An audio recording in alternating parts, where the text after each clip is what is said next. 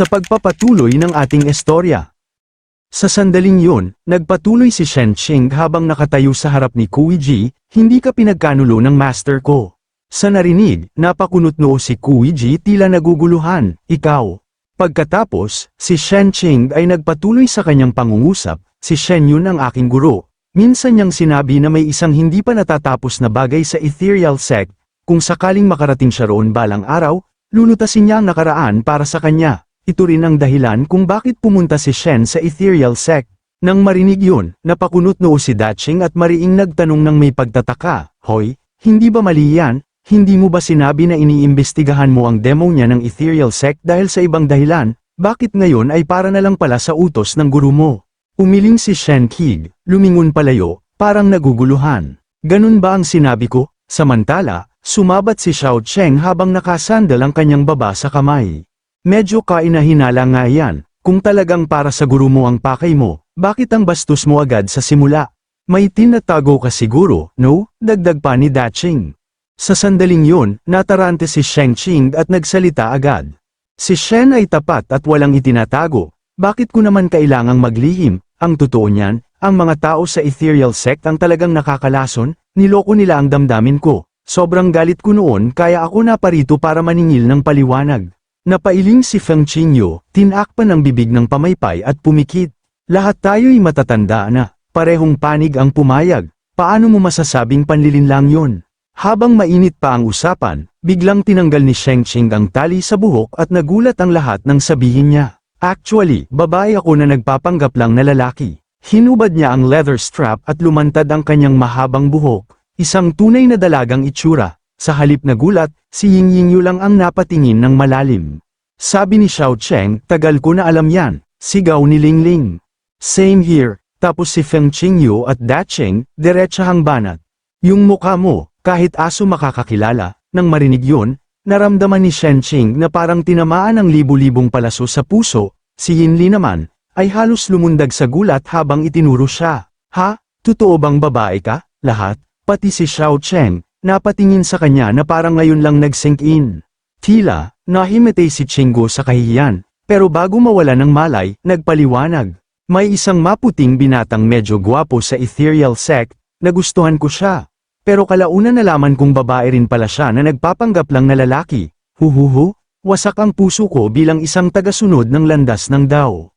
Lumapit si Xiao Cheng, hinaplos ang likod niya at sinabing, ayos lang yan, may kasabihan sa amin, ang Yuri ay walang katapusang kabutihan, ang problema lang ay XXX. Habang inaaliw si Shen Qing, si Little Yin Li naman, ay todo sigaw at turo, kaya kinailangan siyang hilahin papalayo ni Yang Li. Pagkatapos aliwin si Shen Qing, umupo si Xiao Cheng sa sahig habang inunguya ang malamig na melon. Ituloy mo nga, hindi mo pa natatapos ikwento ang tungkol sa guru mo at kay Kuiji. Sa narinig, napabuntong hininga si Sheng Qing habang hinahawakan ang kanyang noo. Pagkatapos, lumingon siya kay Kuiji, isang matandang halatang maraming pinagdadaanan. Sabi ni Master, noong dumaan siya sa kanyang tribulation, hindi niya kinaya ang kidlat ng langit at agad siyang dinala ng kanyang pamilya para pagalingin. Pagmulat niya, ang una niyang naisip ay hanapin ang iniibig niya at ipaliwanag ang lahat. Pero nang puntahan niya ito, nalaman niyang ang mahal niya ay tuluyan ang naligaw sa landas ng kasamaan, naniwala siyang siya ang may kasalanan sa lahat ng ito. Kaya nawalan siya ng pag-asa at hindi na muling naglakas loob na humarap sa kanya. Biglang sumabog sa galit si Kuiji habang at mariing sumigaw. Sinungaling ka, nasaan si Shen yun? Gusto kong harapin ang traidor na yun din. Yumuko si Shen Qing at marahang sinabi, pumanaw na po ang master ko. Namutla ang mukha ni Kuiji, tumulo ang luha at napasigaw. Ano? Dagdag ni Sheng Qing habang ang pumapatak ang mga luha sa mga mata ni Kuiji. Sabi ni Master bago siya pumanaw, may mga pagkakamaling panghabang buhay ang bigat. Sa tingin ko, pinagsisisihan din niya ang lahat. Samantala, maluhaluhang sumabat si Ling Ling, wuhuho, kay lungkot naman ng pag-ibig na yun, sayang, sa huli hindi rin sila nagkatuluyan. Sa gilid, tahimik pero malalim ang sinabi ni Feng Qingyu. Paanong magkakaroon ng perpektong solusyon sa mundong ito, yung hindi mo binaygo si Buddha, at hindi mo rin binaygo ang iniibig mo? Habang nagluluksa ang grupo, biglang pinalo sila ni Xiao Cheng sa ulo ng dalawa at bumuga ng inis. Tara na, una, si Kuiji ay nanakit ng maraming tao dahil sa sarili niyang kasakiman, Pangalawa, ang girong yun ay puro iwas lang kapag may problema. Malinaw na kaya naman niyang pigilan si Kuiji, pero pinili niyang umiwas, napaka-irresponsible yun. Pagkatapos, humarap si Xiao Cheng kay Kuiji na ngayoy umiiyak, nag-cruise ng mga braso sa dibdib at nagpatuloy. Ang kwento ng dalawang yan ay klasikong halimbawa lang ng sakit sa pag-ibig, wala talagang dapat i-ship. Sa sandaling yun, napatitig si Kuiji sa kanyang refleksyon, luhaan ang mga mata at sumigaw, "Shen Yun, wala ka na talaga, ganap ka na bang nawala?" Nagpatuloy sa kanyang mga hinagpis habang ang luha ay dumadaloy pa rin. Bakit? Bigla niyang pinalabas ang masamang aura niya at galit na sumigaw. Sige, sama-sama tayong malibing kay Shen Yun, pero bago pa siya makasigaw ulit, isang malupit na flying kick mula kay Xiao Cheng dahilan ng kanyang pagkakatilapon, ang nagpadala sa kanya diretso sa lawa, kasabay nito ang mga napakaraming kamay ng mga Demon Soul ay umangat sa tubig at sabay-sabay na nagsabi, "Kuiji, dumating ka na." Tumingin si Xiao Cheng at napabuntong hininga, alam ko na, gagawa talaga ng drama ang mga lutang sa pag-ibig, buti na lang at handa ako. Sa gilid ng lawa, si Kuiji ay biglang sinunggaban ng mga mapaghiganting Demon Souls, umaalingaw-ngaw ang kanilang mga tinig. Kuiji, noong pinaslang mo kami, inisip mo ba kung darating ang araw na ito, malamig ang tubig sa lawa, halika, maglaro tayo, huwag mong akalaing makakatakas ka, dito ka magbabayad habang buhay. Hindi, ayoko pang mamatay, tulungan niyo ako, pagsusuma mong wika ni Kuiji. Ngunit huli na, hinigop siya pababa ng malamig na tubig ng Ethereal Lake. Sa harap ni na Xiao Cheng at Yingying na nakaluhod sa gilid ng lawa, isang kakaibang kristal ang lumutang mula sa lawa, agad itong kinuha ni Yingying at malungkot na sinabi. Si Master ay may masamang kapalaran din siya. Sa huli, matagumpay ding napanlikha ang mga luha ng Diyosa. Tumitig siya sa marahas na alon ng lawa at nagpatuloy sa kanyang pangungusap.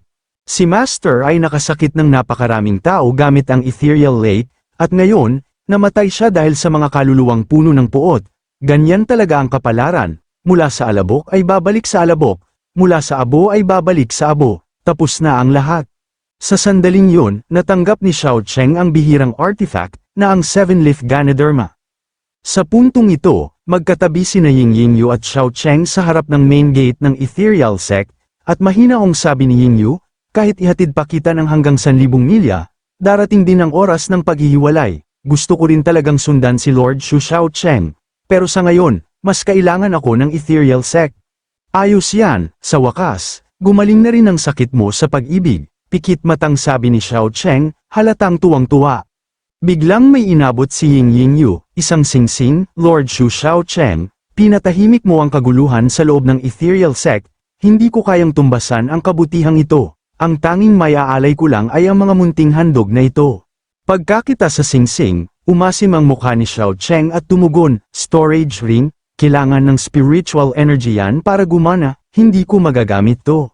Ngunit ngumiti si Yingying at nagpaliwanag, lumang modelo to. Formula lang ang kailangan basahin, walang spiritual energy na kailangan. Napangiti si Xiao Cheng, sabay abot ng singsing. Ayos to, swak na swak. Sa sandaling yun, namula ang pisngi si Yingying at nahihiyang nagsabi, may kailangan pa akong asikasuhin sa sekta, patawarin mo na kung hindi kita may hahatid. Agad naman tumugon si Xiao Cheng at masayang wika, sige, kapag ganap na ang aking pagsasanay tungo sa pagiging immortal, babalik ako para dalawin ka. Sa sandaling ito, hawak ni Xiao Cheng ang singsing habang kinikilig sa loob, hehe, marunong na rin akong gumamit ng storage ring. Maya-maya, lumapit si Lingling, second senior brother, amagal mo naman. Tuwang-tuwang nilabas ni Xiao Cheng ang kanyang singsing at nagtanong, umalis na ba si Feng Qingyu? Agad naman tumugon si Lingling ng laki ang mata na nakatitig sa storage ring, sabi ni first senior brother, isasama raw niya pauwi si Yinyang Lizzie para magbantay ng bahay. Kung hindi ay baka sunugin na naman ni ikalimang nakatatandang kapatid ang kusina. Ay, kalimutan mo na yun, tingnan mo tong storage ring ko. Masayang wika ni Xiao Cheng habang hawak-hawak ang storage ring. Biglang sumabat si Daching, nagyayabang ka na naman, magagamit mo ba talaga yan? Napangisi si Xiao Cheng at may kumpiyansang sumagot sa tinig. Siyempre naman, kung di ka naniniwala, halika't subukan natin. Tinaas niya ang isang daliri, pumikit, at binigkas ang mahiwagang salita. Langit at lupa na walang hanggan, magbukas ka, sa isang kisap mata, bamuka ang espasyo at lumitaw si Yingying, May pakyut na tingin at malambing na sigaw, aray ko po. Pagbukas ng storage ring, nagkatinginan sina Xiao Cheng at Ling Ling, lutang ang panga, gulat na gulat habang parang puwet ng palayok ang mga mukha sa itim, at hindi pa tapos ang eksena, kasi bigla na lang niyakap ni Ying Yingyu ang binti ni Xiao Cheng at buong emosyon na sinabi, Lord Shu Xiao Cheng, ikaw ang tumulong na tapusin ang kaguluhan sa loob ng ethereal sect, hindi ko kayang mabuhay nang wala ka. Kaya napagpasyahan kong sundan ka kahit saan ka man magpunta, at hindi na muling mahiwalay sa'yo. Pero nang makita ni Xiao Cheng ang pagbabalik ng kanyang ultimate clingy nightmare, nanlamig siya sa takot, lutang ang kaluluwa, agad niyang pinalo si Ying Yingyu at pinatalsik sa ere habang pasigan na nagpapanik, huwag kang lumapit sa akin.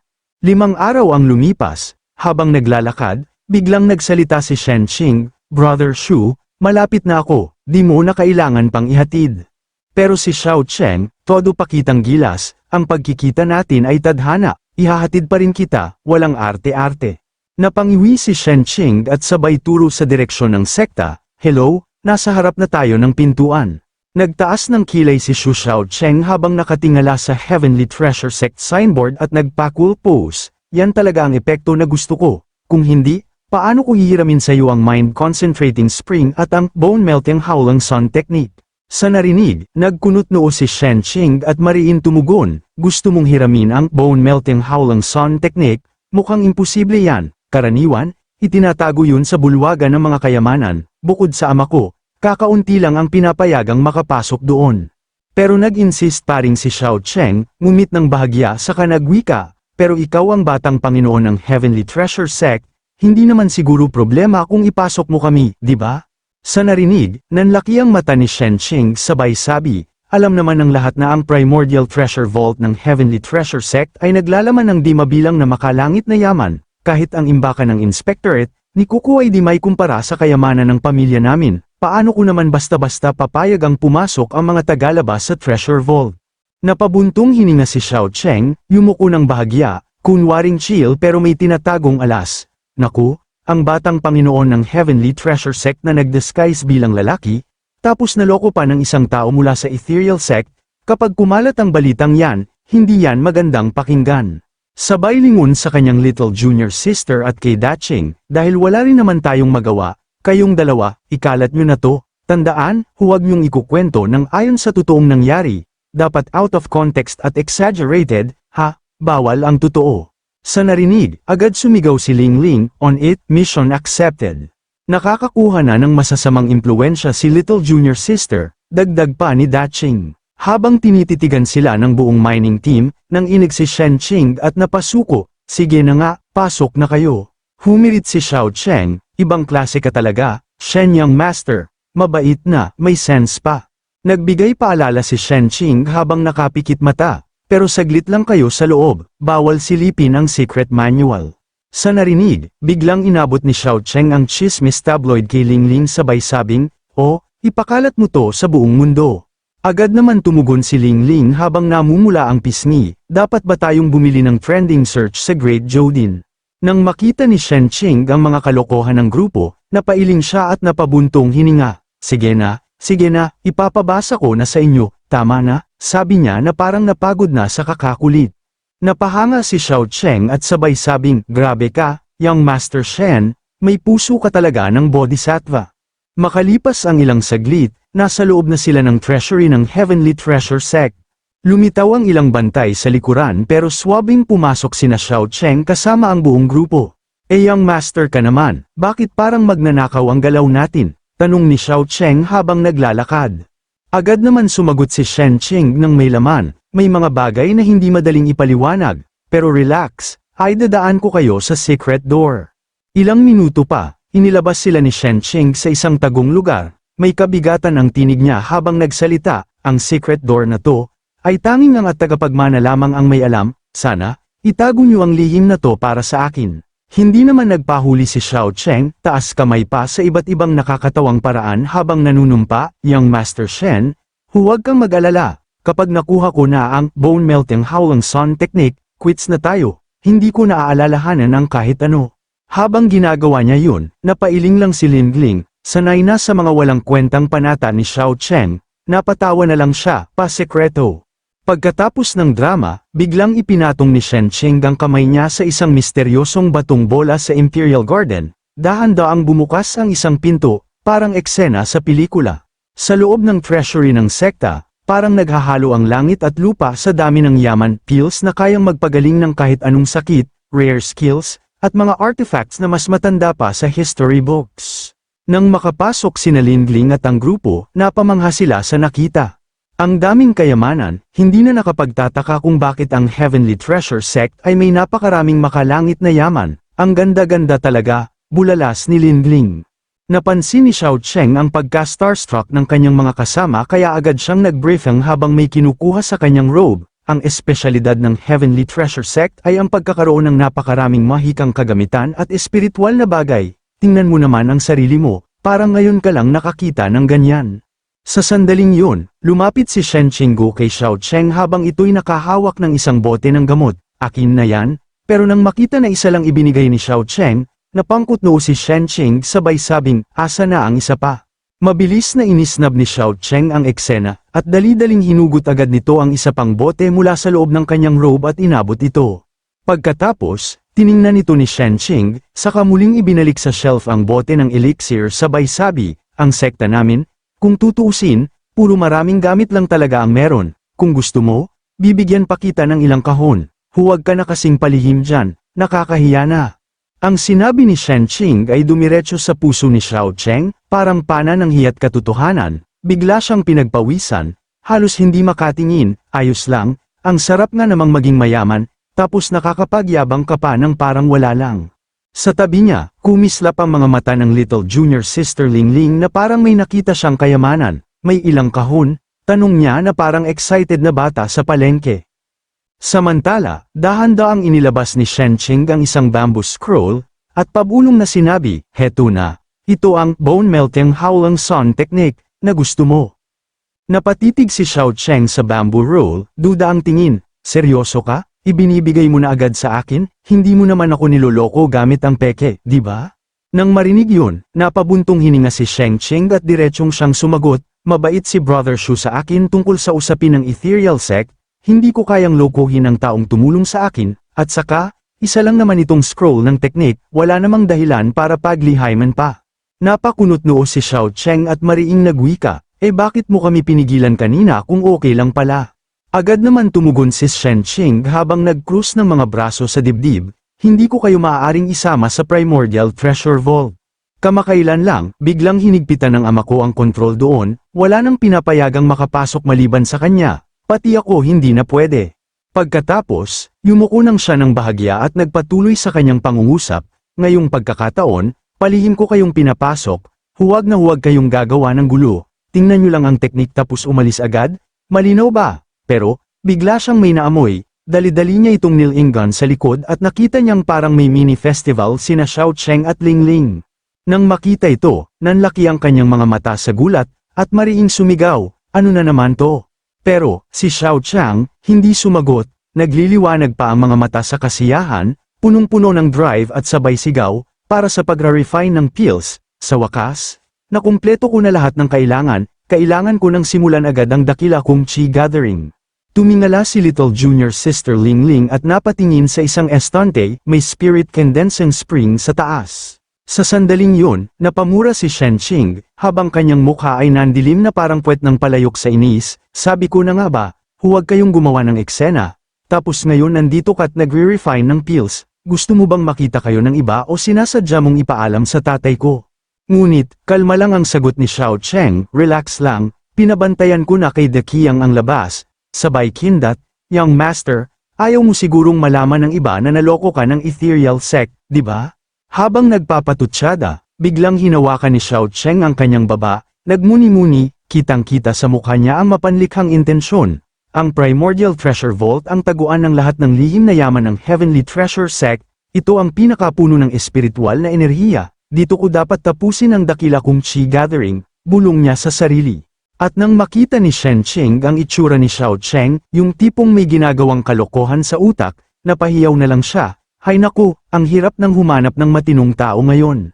Isang oras ang lumipas, hawak na ngayon ni Lingling ang bagong gawa niyang pil, parang trono sa palad habang proud na proud, Hindi na nakakagulat sa dami ng yaman ng Heavenly Treasure Sect, ang bilis ng furnace dito kumpara sa sunog-sunog naming hulno sa Rising Wind Valley.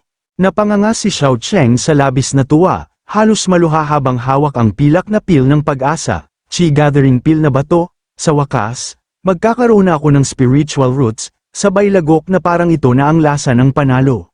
At biglang, boom, nagliyab ang hangin sa paligid, nagsasayaw ang gininto ang enerhiya sa ere, napaatras sina Shenching at Lingling sa lakas ng bugso, pero ilang tibok lang ng puso ang lumipas, at nakontrol na ito ni Xiao Cheng na parang veteranong cultivator. Tinitigan niya ang mga palad niyang kumikislap, ganito pala ang pakiramdam, ng may spiritual energy, bulong niya na parang nananaginip.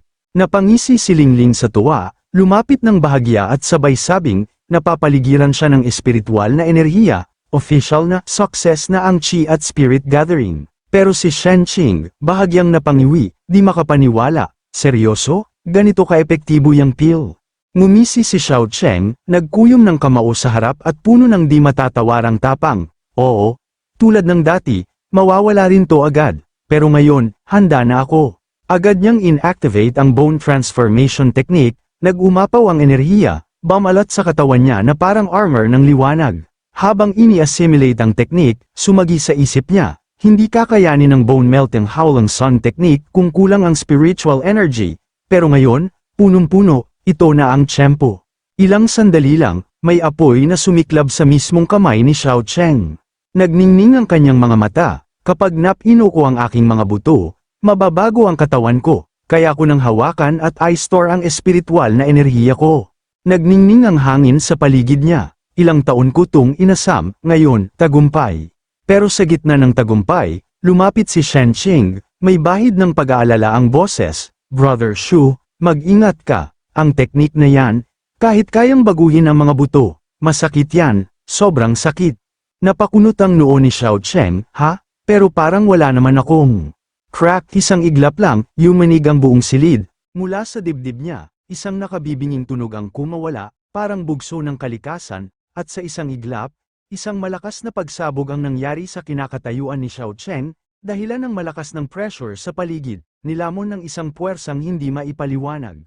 Nangyari ito sa harapan mismo ni Lingling, nanlaki ang kanyang mata, halos mapaiyak sa gulat, at napasigaw habang nanginginig ang tinig, second senior brother. Samantalang si Shenching, agad napaatres sa takot, ang puso'y kumakabog, hindi alam kung paano haharapin ang nangyayari.